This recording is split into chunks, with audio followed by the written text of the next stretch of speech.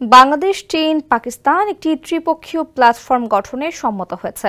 অর্থনৈতিক উন্নয়ন এবং তিন দেশের জনগণের জীবনযাত্রার মান উন্নত করার লক্ষ্যে এই প্ল্যাটফর্ম গঠনের কথা বলছে বেইজিং। আর এ নিয়ে একটি যৌথ ওয়ার্কিং গ্রুপ গঠন করা হবে। স্থানীয় সময় বৃহস্পতিবার চীনের ইউনান প্রদেশের কুনমিংয়ে চীন, বাংলাদেশ, পাকিস্তান ত্রিপক্ষীয় উপপররাষ্ট্রমন্ত্রী অথবা পররাষ্ট্র সচিব পর্যায়ের ওই বৈঠকে এই প্ল্যাটফর্ম নিয়ে বিস্তারিত আলোচনা হয়েছে। শুক্রবার চীনের পররাষ্ট্র মন্ত্রণালয়ের ওয়েবসাইটে এই সংক্রান্ত তথ্য প্রকাশ করেছে।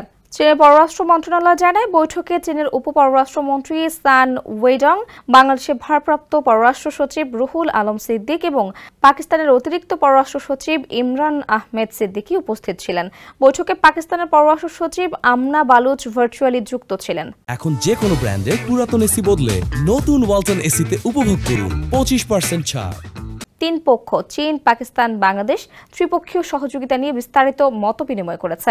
তিন পক্ষ সুপ্রতিবেশী সুলভতা, সমতা ও পারস্পরিক বিশ্বাস, উন্মুক্ততা ও অন্তর্ভুক্তি, সাধারণ উন্নয়ন এবং উইন উইন সহযোগিতা নীতির উপর ভিত্তি করে ত্রিপক্ষীয় সহযোগিতা এগিয়ে নিতে সম্মত হয়েছে। আর এই ত্রিপক্ষীয় সহযোগিতার লক্ষ্য অর্থনৈতিক উন্নয়ন এবং জনগণের জীবনযাত্রার মান উন্নত করা। তিন পক্ষ শিল্প, বাণিজ্য, মেরিটাইম অ্যাফেয়ার্স, জল সম্পদ, জলবায়ু পরিবর্তন, কৃষি, মানব সম্পদ, থিঙ্ক ট্যাঙ্ক, স্বাস্থ্য, শিক্ষা, সংস্কৃতি এবং যুব সমাজ সংক্রান্ত ক্ষেত্রগুলোতে পারস্পরিক সহযোগিতা অন্বেষণ এবং বাস্তবায়ন করা।